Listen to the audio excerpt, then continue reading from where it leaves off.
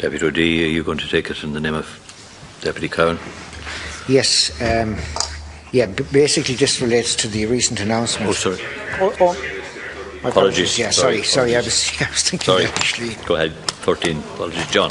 Deputy Brady, sorry. Yeah, thanks, Cahir. Look, Minister, for many of the 37,871 people currently on the Torresnue and CTAC programmes, and them figures are directly from your own department this week, it has been a nightmare for those individuals. The issues being faced by people highlight the vast holes in your government's job activation measures. Persons selected for the Job Pat programme are prohibited from and excluded from taking part in job activation schemes such as CE schemes, part-time job incentive schemes, job clubs and local employment services, and from participating in all other forms of training other than those supplied by the private companies such as CTAC and Torresnue. Minister, are you aware of the ongoing issues facing people with Torresnue and CTAC, and will you make a statement on the matter? Minister, 2 minutes.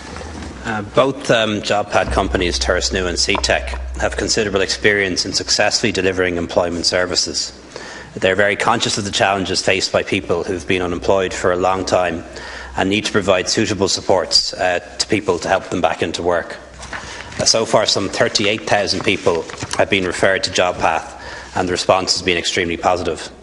Relative to the number of clients referred, there have been relatively few issues raised at this point. There have been 53 complaints recorded, which equates to 0.14% of referrals.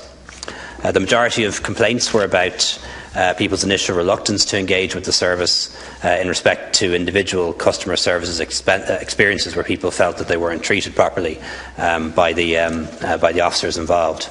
Other issues related to logistical and operational policy matters, such as travel arrangements and difficulties attending appointments. All complaints are taken seriously, and most have either been resolved or are in the process of being resolved. JobPath is providing activation resources that supplement and augment the Department's own in-house activation resources. The contracts with the JobPath companies stipulate that a significant number of requirements have to be met by the companies. The contracts have an inbuilt service guarantee, which means that each job seeker is guaranteed a baseline level of service, including frequency of meetings with personal advisors, a transparent complaints process and a range of individual supports.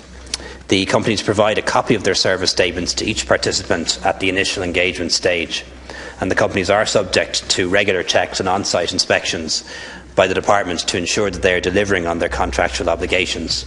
Failure to deliver on contractual commitments, including customer service commitments, can result in penalties being applied to the companies. Are you ready? Thanks, Minister. Minister, what I'm hearing on the ground that some people have been waiting for places in other job activation schemes, and indeed one man I was talking to in my own constituency, he had been out of work for a considerable period of time. On his own initiative he went and he got offered a place on a CE scheme as a staff artist. He had been contacted by JobPat and he was locked in there with those. They would not allow him take up that position within the CE scheme. They forced him to continue on the JobPat as opposed to take up direct immediate employment. There's other issues there. One participant who was selected for the JobPat was forced to pay out of their own pocket €120 for a safe pass. That individual has limited funding, and yet is forced to pay that money out of their own pocket. So again, Minister, will you address those issues? Will you look at those serious anomalies that are in the system, blocking people from taking up immediate alternative employment? Minister. Yeah, as Deputy points out, nearly 40,000 people have been referred to a JobPath, of whom thousands have managed to get employment. So, but I've no doubt, of course, that there will be individuals who have a bad experience, and in some cases, because it is a very intense engagement, when people have been on the carousel of CE schemes and training and more CE schemes and more training, it is a big change for them to get the one-to-one attention. But I think it's largely to the benefit of most people. If you want to give me the details on the Safe Pass case, I'll certainly have that checked into. I don't think somebody should be required to have to pay for a Safe Pass, particularly if they're on a social welfare payment. €120 is an enormous amount of money for somebody who's on €120 €180 or a little bit more than that, that a week. But what we do want people is to get jobs, and if somebody can get a job through Job Path, it is better that they get that job rather than being on a CE scheme or a job bridge placement, and there may be a small number of people who would prefer to be on job bridge or CE or TUS than actually being in a real job. But I don't think that's something we should encourage, in fact. Final question, Deputy Brady. Okay. Minister, I think your fate and these companies being able to deliver results is astounding, and just to hear you there defend them. And yes, they're in place nearly a year now, and I know there's going to be a review of that. But if we look at internationally, and some of these companies that operate in places like Britain, for example, where these payment by result initiatives have been in place, and some of the same companies in place, only about 4% of people engaged in them go on to long-term employment for the clients in secure employment. So I think that's a factor that needs to be borne in. But also there's evidence there that some of these companies, CTEC and CTEC, are engaging in a practice called cherry picking.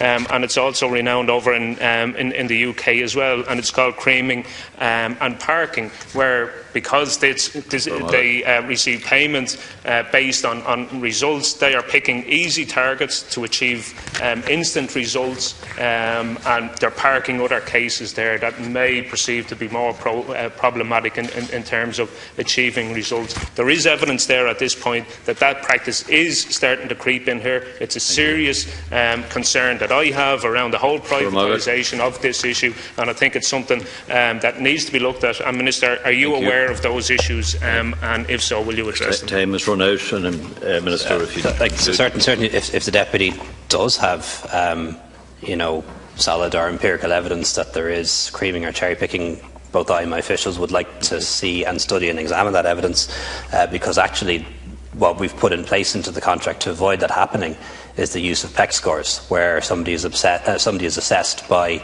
a department official, and a score is assigned to them on the likelihood of them finding a job on their own at the top of the scale to being somebody who would have great difficulty finding a job at the bottom of the scale, and actually that's used in the system. So that control is there to prevent that happening. So if you do have solid, real evidence, empirical of that, we'll be very happy to see it, because it would allow us to reduce the payments. We've run out of time. I'm now moving on to topical issues. So just to remind deputies, the 4 minutes initially, with the Minister 4 minutes to reply, and then 2 minutes supplementary.